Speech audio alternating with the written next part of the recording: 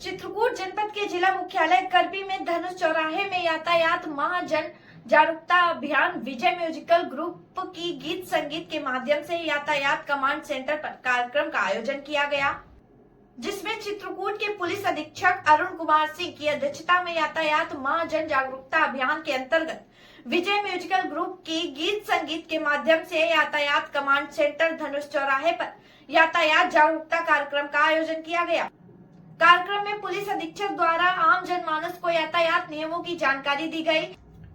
तथा सड़क दुर्घटनाओं को रोकथाम हेतु सावधानियां अपनाने के संबंध में विस्तृत रूप से जागरूक किया गया। पुलिस अधीक्षक द्वारा वाहन चलाते समय हेलमेट एवं सीट बेल्ट प्रयोग, नाबालिगों द्वारा वाहन न चलाने, नशे की हालत में ड्राइविंग से बचने तथा सड़क पर निर्धारित गति सीमा का पालन करने जैसी आवश्यक बातें बताई गयी। इसके साथ साथ कार्यक्रम में उपस्थित बच्चों को यातायात नियमों का पालन करने और अपने माता पिता, परिवार व समाज को भी इसके प्रति जागरूक करने का संदेश दिया। इस दौरान ARTO Ram Prakash Singh, TTO deputy Tripathi, क्षेत्राधिकारी नगर यातायात यामीन अहमद, क्षेत्राधिकारी नगर अरविंद कुमार वर्मा, प्रभारी यातायात शैलेंद्र सिंह एवं अन्य अधिकारीगण कर्मचारीगण मौजूद रहे। चित्रकूट से मोहम्मद शहबाज की खास रिपोर्ट। से यातायात जागरूकता कार्यक्रम का आयोजन किया गया, किस तरीके से लोगों को अवेयर किया गया इसमें?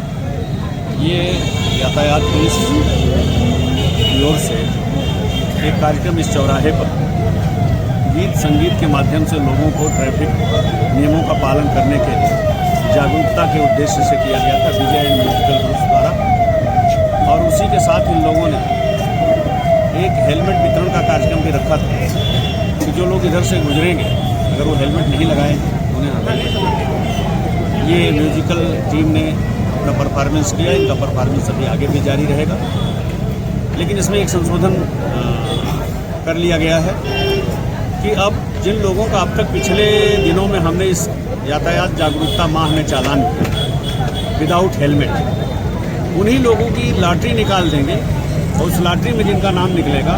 उनको फिर हम इनवाइट करके और हेलमेट वितरण करेंगे। एक मैसेज जाएगा कि पुलिस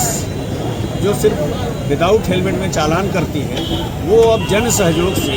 ऐसे लोगों का जिनका चालान हो गया है उन्हें हेलमेट वितरित करके उनसे एक वचन ले रही है कि भविष्य में वो विदाउट हेलमेट। मुझे लगता है इससे थोड़ा लोगों में ज़्यादा व्यवहारिक प्रभाव पड़ेगा, इसीलिए ये कार्यक्रम किया गया है। अभी भी म्यूजिकल कार्यक्रम आगे चलेगा ताकि लोगों को जागरूक किया जा सके। PTO मैम, ये विजय एंड म्यूजिकल ग्रुप के सभी सम्मानित कलाकार साथियों, संभ्रांत नागरिकगण, मीडिया के हमारे मित्रों, अन्य देवियों, सज्जनों, नवंबर का महीना यातायात जागरूकता माह के रूप में मनाए जाने का निर्णय उत्तर प्रदेश पुलिस द्वारा लिया गया है और इसमें लगातार हम लोग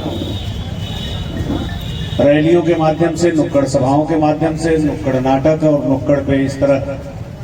के यातायात जागरूकता गीत संगीत के माध्यम से, पोस्टर बैनर के माध्यम से लोगों को जागरूक करने का प्रयास कर रहे हैं।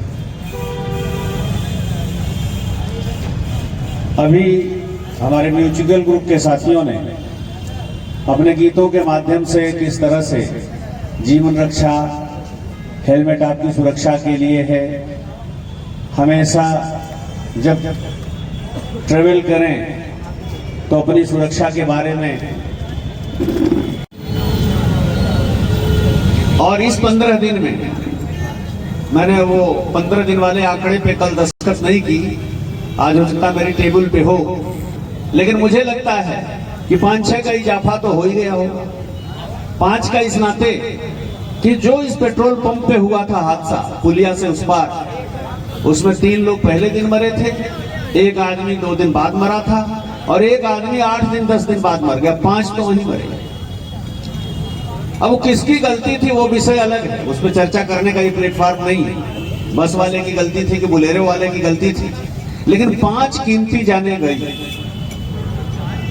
तो अगर इसको गवर्नमेंट कह रही है कि हम 50% कम करें तो आपका जो 158 है, ये मैंने कहा अब ये तो 163 तो इसी एक घटना से मुझे याद आ रहा हो गया, लेकिन मैं दावे के साथ कह सकता हूँ 165-66 होगा। हम 160 मान लें और ईश्वर करे कि 31 दिसंबर तक इसके बाद कोई ना हो, तो भी 50% कम करने में 80 लोगों की जान। अखबारों के माध्यम से, चैनलों के माध्यम से, जो समाचार के हमारे चैनल्स हैं, सोशल मीडिया के माध्यम से इन चीजों की जानकारी आप तक पहुंच रही है। आज एक कार्यक्रम यहाँ और था हेलमेट वितरण का, लेकिन मैंने उसमें थोड़ा सा संशोधन किया है। अगर अभी ये बात हो जाए, पूर्व के जो अनुभव से देखा गया कि आगे चौराहे पे हेलमेट बंट रहा है, तो हर कोई अपना लगाया हुआ हेलमेट भी उतार के आ जाएगा कि साहब हमें दे दो। कई ऐसे भी आते हैं कि गत वर्ष भी ट्रैफिक मंथ में ये कार्यक्रम हुआ था, बिना बाइक के आएगा सर, बाइक तो वहां हमने कहा नहीं, ये नहीं माना जाएगा। और अगर पता चला कि आगे बिना हेलमेट की चालान हो रही है तो गलियों से निकल जाएंगे। तो मैंने एक संशोधन कर दिया है कि ये हेलमेट वितरण कार्यक्रम होगा, आगे होगा 1 तारीख से लेकर के 15 तारीख तक का, या वितरण की तिथि से 1 दिन पहले तक जितने लोगों का विदाउट हेलमेट चालान हुआ है उनकी एक लॉटरी निकाल दो। जितने हेलमेट आपको वितरित करने हैं, मान लो 100-50 जो भी वितरण करना है, लॉटरी से जो ऑलरेडी इससे पहले चालान जिनका हो चुका है, हमारे पास सबके मोबाइल नंबर है, उन्हें इन्फॉर्म करिए कि फला तारीख को आप आइए और आपका हमने चालान तो किया था विदाउट हेलमेट में, अब हम आपको एक हेलमेट देंगे। जनता के सहयोग से एक सूची निकाल लेते हैं, उनको लाइन से खड़ा करते हैं, नोटिस और दुनिया भर के सूचनाएं तो हम उन्हें देते हैं, कोर्ट भेज देते हैं, कोर्ट का सम्मन देने जाते हैं। लेकिन अगर हम ये करें कि आपका हमने दिनांक इतना को चालान किया था विदाउट हेलमेट और दिनांक इतना को इतना बज के इतने मिनट पे कार्यक्रम है, आप वहां पहुंच जाइए, आपका नाम लॉटरी से हेलमेट पाने वालों में निकला है। मेरी समझ से आप भी समर्थन करेंगे कि ये सिस्टम ज्यादा अच्छा होगा और आकर्षक भी होगा। चालान तो हम रोज करते हैं,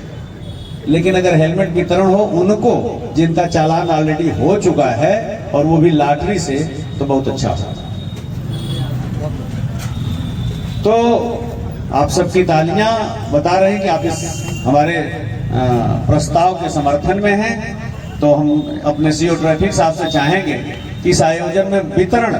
शेष कार्यक्रम जो है आपका चलता रहेगा।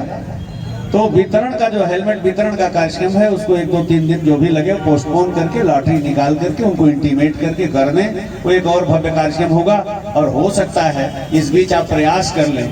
तो हमारे शहर के किसी भामाशाह द्वारा कुछ और हेलमेट दे दिए जाएं, तो ये संख्या भी बढ़ जाएगी, लॉटरी पाने वालों की संख्या भी बढ़ जाएगी। लेकिन एक चीज जो मुझे कहनी है, पुलिस के भय से, सरकार के भय से, जो कानून बन गए कानूनों को थोड़ा सख्त करने के भय से आप न चलें, बल्कि अपनी अंतरात्मा के बल पे चलें। और भय अगर किसी का है तो यमराज के भय से ट्रैफिक नियमों का पालन करें, क्योंकि उनके यहाँ कोई जुर्माना नहीं कटता, कोई रसीद नहीं कटती। अगर आपकी गलती जिस दिन वो पकड़ लेते हैं और जहां तक माफी है उस माफी की सीमा, जैसे शिशुपाल के 100 अपराध कहा था भगवान कृष्ण ने कि 100 अपराध के बाद ही तुम्हें सजा दूंगा, 99 तक उन्होंने कुछ नहीं बोला। उसी तरह से यमराज जी ने भी तय कर रखा है हमारे आपके कितने अपराध माफ करते हैं।